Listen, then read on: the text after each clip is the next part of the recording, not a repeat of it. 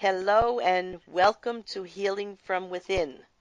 I am your host, Sheryl Glick, author of The Living Spirit, a tale of awakening, spiritual communication, healing, miracles, and a guide to intuition and soul presence. And today I am delighted to be talking to Brian Peyton Joyner, author of The Wisdom of Stones, an interesting story of a grandson and grandfather, an interracial relationship, and a boy who would be a Southern Baptist preacher but can't pray away the gay. Life in all its many nuances and all its joys. Hello, Brian, and thank you for joining us today. Thanks so much for having me, Cheryl. I'm excited to be here to talk with you about the book. Yes, I am too. Brian, how wonderful it would be if we could all learn to live out our life plan and destiny, no matter how different it may be from what many others expect of us. Brian, as you Right. know, right. Brian, as you may know, my guests and I share our most intimate experiences and realizations about life in its entirety, in both the physical and metaphysical realms of reality and possibility, working with our dual nature of physical and spiritual energy.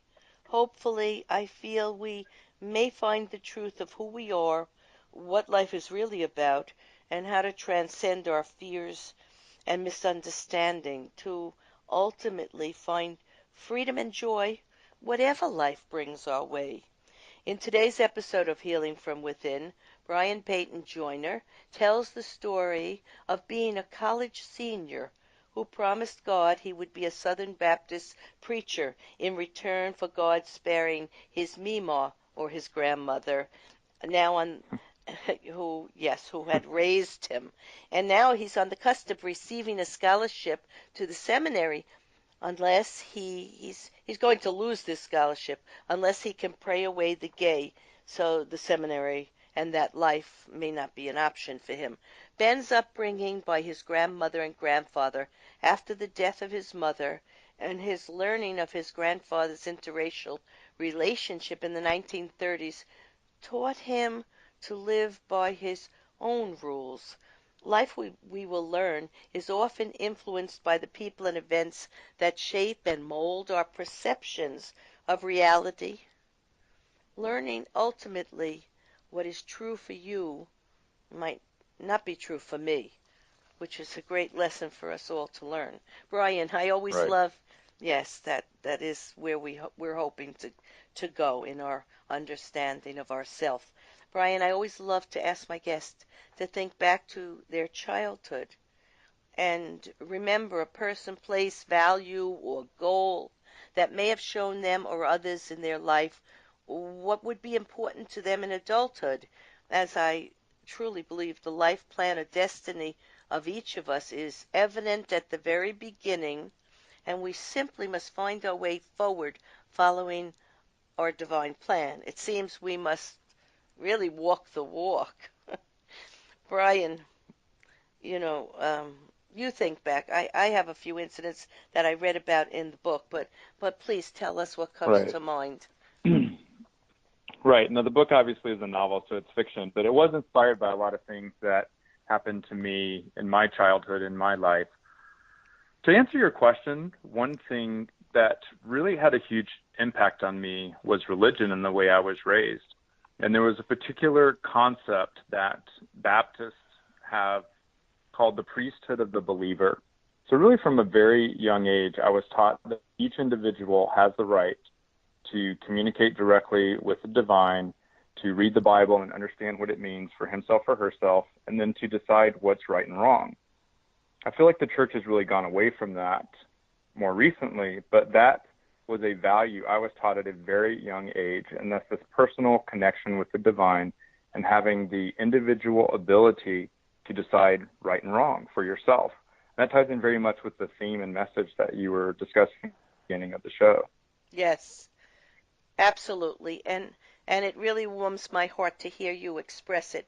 In over 700 shows, I've never heard it that way, and it has been the way through my becoming an intuitive healer and medium and studying religion and philosophy and education, that I have found that personal connection and know it to be what every religion seeks and searches for, Right. but they don't express it clearly. You just expressed it clearly. Yes, you just expressed it very beautifully Right. and clearly. So, thank you for that. And let's go on to, let me just tell our audience something that in the book, and you wrote this. Your mother died when you were 7. Your father left the family, and your grandmother and grandfather became very important to you, and also a man, Preacher Dale. But I especially like the memory that your grandfather was interested in crystals and arrowheads. And you wrote in the book, you found one obviously, and you wrote, "That looks like a genuine Indian arrowhead." He held it up to the sunlight. "I think it's a pink quartz." He had a look in his eyes, a sparkle that I hadn't seen since Mama died. Grandpa and I were always walking around in the woods hunting for rocks, and we was always on the lookout for arrowheads to add to his collection of stones. "You want it?" I asked. But Mima said, "Charlie, give the boy back the arrowhead. You have enough rocks already." "It's yours," Grandpa said. "But I want you to have it," I said, and I meant it. It was the best stone I'd ever found. I pushed it back into his hand. In return, he wanted to give me something special, and that was the story of a runner, the best base stealer in history. His name was Climax Clinton. I love the story because rocks, Yeah. stones, crystals have healing energies from the earth, and it was a hobby you and your grandfather shared. And one day I was given a special stone by my little granddaughter, and I treasure it greatly. So I understand the love and connection there, and that's expressed Yeah, I was there. at a book signing yesterday. I'm actually in South Carolina this week, so I'm very much grounded again in the place that was home for me growing up. I went to a book signing yesterday for one of my favorite authors, Patty Callahan Henry, who wrote the blurb for my novel. And she was talking about how location holds memories. And when you go to a particular place and you're there, and I sort of believe there's energy that sort of exists around in different places, and you can reconnect to that energy. She was saying that when she went to her childhood beach house or whatever, she was there and all this flood of memories came back to her that day, then over the next few days. And for me, the value of a stone or a rock is it's that little concentration of the location, and it's something that you can have that location and you can carry it around everywhere and tap into that energy field, that sense of place that you have that can bring back all those memories and the feelings that you had when you were actually in that place.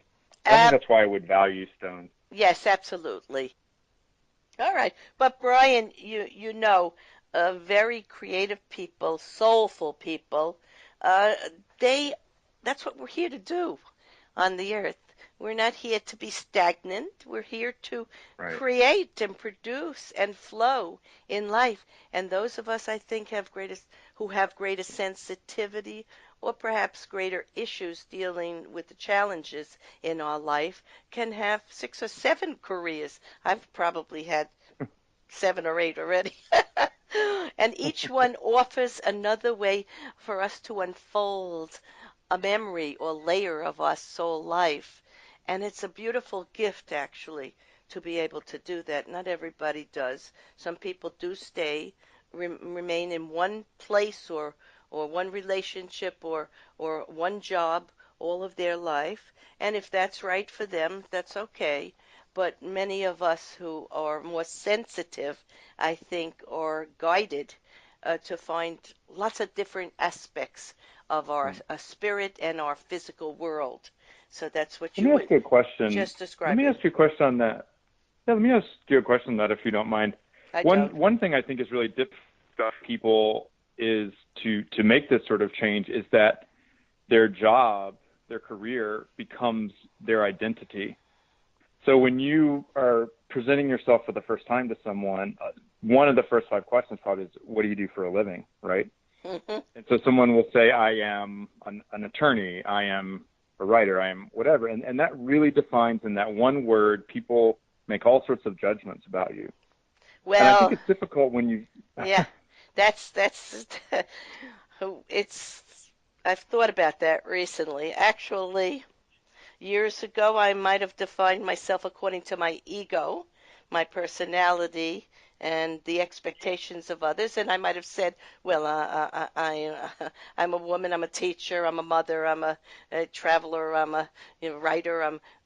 Now I wouldn't answer that at all because that only discusses the ego or the physical world. Probably now I would say I'm just a burst of energy floating through this, yeah, floating through this life, Wow. experiencing and developing greater compassion and love, and being very grateful to meet the people and have relationships and experience life always anew. It's always a new experience and a new opportunity. So I was just discussing that with someone the other day.